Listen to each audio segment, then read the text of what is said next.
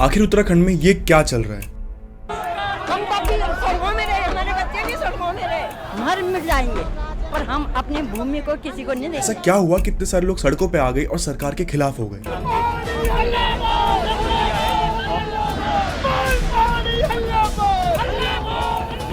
वैसे देखा जाए तो उत्तराखंड के लोगों की आंखों में आपको प्यार, अपनापन, मासूमियत दिखेगी, लेकिन ऐसा क्या हुआ कि इन्हीं आंखों में आज आपको आक्रोश देखने को मिल रहा है? हमारे आने वाली पीढ़ी एक दिन जमीन के लिए तरसेगी, हमारा उसमें अधिकार नहीं रहेगा, हम बाहर निकलेंगे। तो इन सभी चीजों की वजह है ये भू कानून। हम उत्तराखंड वासियों का एक सपना, एक उम्मीद, अपने हक की भूमि, अपने पितरों की भूमि, अपने देवताओं की भूमि को बचाने का सपना, अपनी भाषा, अपनी संस्कृति को बचाने का सपना। और ये सब कुछ सालों से नहीं बल्कि उत्तराखंड की आज़ादी के वक्त से चलता आ रहा है। उत्तराखंड मांगे भू कानून की ये मांग आज़ादी के टाइम से हम उत्तराखंड वासियों का एक सपना रहा है। आइए जानते हैं आज की इस वीडियो में कि क्या है भू कानून और इसके इतिहास के बारे में।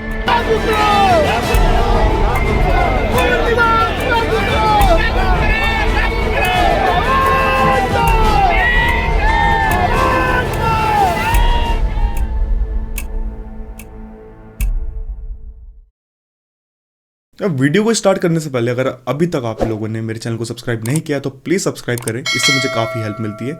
And without any further do let's get started. अब भू कानून को समझने के लिए हमें पहले इसके इतिहास को समझना पड़ेगा। तो ये बात है उन दिनों की जब उत्तराखंड में पृथक राज्य की मांग चल रही थी। उत्तराखंड आजादी के नारों के बीच कहीं पे एक छोटा सा नारा उत्तराखंड मांगे भू कानून का भी था। नारा अपने हक की भूमि, अपने पितरों की भूमि को बचाने का नारा, अपने देवताओं की भूमि को बचाने का नारा। इसके बाद इसके बारे में पहली बार बात करी बीजेपी सांसद मनोज ध्यानी जी ने। इन्होंने राज्यसभा में पहला आर्टिकल 371 को पेश किया, जिसके बाद भू कानून लागू हुआ, लेकिन उसके बाद उसको फिर से हटा दिया गया। आर्टिकल 371 ये वो आर्टिकल है जो कई राज्यों को एक विशेषाधिकार देता है, जैसे उनके भाषा, उनकी संस्कृति, उनकी भूमि को बचाए रखने का अधिकार। और ऐसा नहीं है कि कोई नया आर्टिकल है, बल्कि जब 26 जनवरी 1950 को हमारा संविधान लागू हुआ था तब से उसका एक हिस्सा रहा है, जिसके अंदर कई सारे स्टेट जैसे आसाम, महाराष्ट्र, गुजरात, नागालैंड, सिक्किम और कर्नाटक जैसे कई राज्यों को उनका विशेषाधिकार मिले हैं। लेकिन अगर हम बात करें उत्तराखंड के बारे में तो यहाँ पे कोई भी ऐसा कानून लागू नहीं हुआ है। यहाँ पे कोई भी अपनी मर्जी से कितनी भी जमीन खरीद सकता है और उस जमीन को बेच भी सकता है, जिसका अंजाम ये हुआ कि उत्तराखंड के लोग भूमिहीन होते रहे और बाहरी लोग बुग्याल के बुग्याल अपने नाम कर बैठे हैं।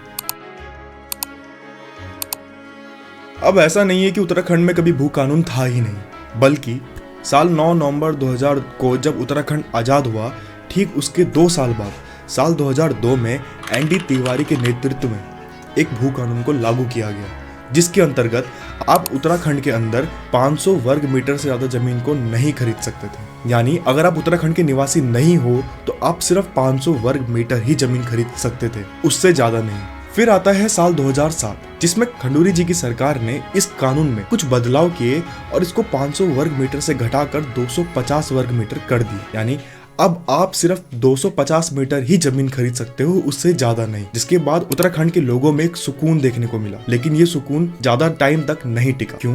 क्योंकि अभी इस कानून का तमाशा बनना बाकी था और इस काम को बड़ी सफाई से जनता को गुमराह करके पूरा किया पिछली भाजपा सरकार के पूर्व मुख्यमंत्री त्रिवेंद्र सिंह रावत ने। 6 अक्टूबर साल 2018 में इस भू कानून में एक संशोधन किया, जिसके बाद इसमें जितनी लिमिट लगाई गई थी उसको भी हटा दिया गया। इस नए कानून के अंतर्गत आप जितनी चाहे उतनी जमीन उत्तराखंड में खरीद सकते हो, और जो कि अभी तक लागू है। जिसके बाद लोगों ने बुग्याल के बुग्याल, पहाड़ों के पहाड़ तक खरीद डाले और इस कानून को उत्तराखंड में लागू किया गया था यहाँ के लोगों को बेवकूफ बना के, यानी उनको गुमराह करके। इस सरकार ने ये वादा किया था कि इससे उत्तराखंड में निवेश बढ़ेगा, उससे उद्योग बढ़ेंगे, जिससे ये हुआ कि बाहर के लोगों ने उत्तराखंड के अंदर आके यहाँ के लोगों से उनकी जमीनें खरीदी और उनको उनके घर का गुलाम बना के रख दिया, जो कुछ टाइम तक तो चला। लेकिन जब उत्तराखंड वासियों के दिमाग में ये बात आई, उन लोगों के अंदर एक आक्रोश बढ़ा और वो सरकार के खिलाफ हो गए और सारे लोग सड़कों पर उतर के एक ही नारा लगाने लगे, उत्तराखंड मांगे भू कानून। अब हालांकि तत्कालीन मुख्यमंत्री श्री पुष्कर सिंह धामी ने वादा तो किया है कि वो उत्तराखंड में भू कानून को ला के रहेंगे, लेकिन अब देखना यह है कि वो कितना अपने वादों पे खड़ा उतर पाते हैं। तो ये था भू कानून। आई होप कि आपको वीडियो अच्छी लगी हो। अगर वीडियो अच्छी लगी then let me know in the comment section and don't forget to like my videos and subscribe my channel. मिलता है आपसे अपनी अगली वीडियो में, तब तक के लिए take care and thanks for watching.